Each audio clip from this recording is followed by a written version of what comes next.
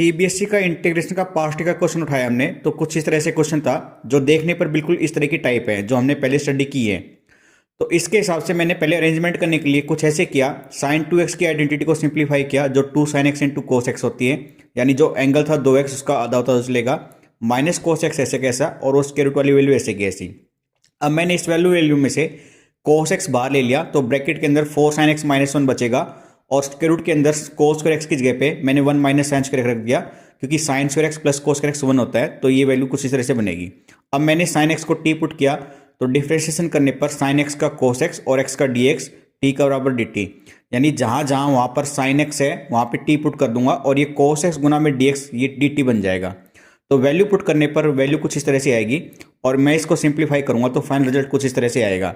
और ये टाइप हमने पिछली वीडियो में देखी है, अगर आपने नहीं अभी चेक की है तो प्लीज़ पीछे की वीडियो जरूर देख लीजिएगा ताकि बेसिक आपकी क्लियर होते चले। अब मैंने उस टाइप के हिसाब से यानी पी एक्स प्लस जो क्यू है उसको ए इंटू में D by D x of जो स्क्वायर रूट के अंदर वैल्यू हुए हो प्लस में बी, और इसका डिफरेंशिएशन खोलने पर कुछ ऐसे वैल्यू आएगी।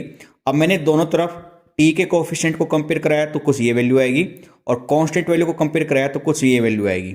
ए की वैल्यू यहाँ से 2 आने पर मैं यहाँ पे रखूंगा तो बी की वैल्यू यहाँ से 7 आ जाएगी और ए और बी की वैल्यू मैं इस वाली टर्म में पुट कराऊंगा और ये वाली टर्म यहाँ पे रखी जाएगी। तो रिजल्ट कुछ इस तरह से आएगा आपका। ठीक है, ये रिजल्ट आने के बाद अब मैंने क्या किया, मल्टीप्लाई खोल दी 2 इंटू 2t माइनस 4 के साथ में ये स्क्वायर रूट वाली वैल्यू और 7 के साथ में ये स्क्वायर रूट वाली वैल्यू। तो रिजल्ट कुछ इस तरह से आएगा। अब ये इंटीग्रल जो चल रहा था ये दो अलग अलग इंटीग्रल में कन्वर्ट हो गया है। अब दोनों अलग अलग इंटीग्रल को मैं सोल्व करूंगा और वापस से वैल्यू पुट कर दूंगा तो मेरा फाइनल आंसर आ जाएगा। तो इसको मैंने पहला इंटीग्रल माना, तो लिखने के बाद मैंने देखा कि जो स्क्वायर रूट के अंदर वैल्यू है उसी का डिफरेंशिएशन यहाँ पे आ रहा है। तो मैंने स्क्वायर रूट वाली वैल्यू को टी पुट कराया या जेड पुट कराया। जेड पुट कराने के बाद डिफरेंशिएशन करने पर ये रिजल्ट आएगा जो मैं वहां पे पुट करूंगा। तो मेरे पास स्क्वायर रूट ऑफ जेड का इंटीग्रेशन आ गया। अब आपको पता है इसका इंटीग्रेशन कैसे सोल्व होता है, जो पावर होती है इसमें एक जुड़ जाएगा और जो पावर बनेगी वही नीचे आएगी। तो रिजल्ट कुछ इस तरह से बनेगा और मैं रिजल्ट पुट करने के बाद जेड की वैल्यू वापस रिपीट करूंगा तो कुछ इस तरह से वैल्यू आएगी आपकी। अब बचा था आपके पास में इंटीग्रल I2, ये मैंने गलती से I1 रखा है लेकिन ये I2 है, तो ये I1 था और ये I2 है। अब I2 मैंने यहाँ पे रिप्रेजेंट किया।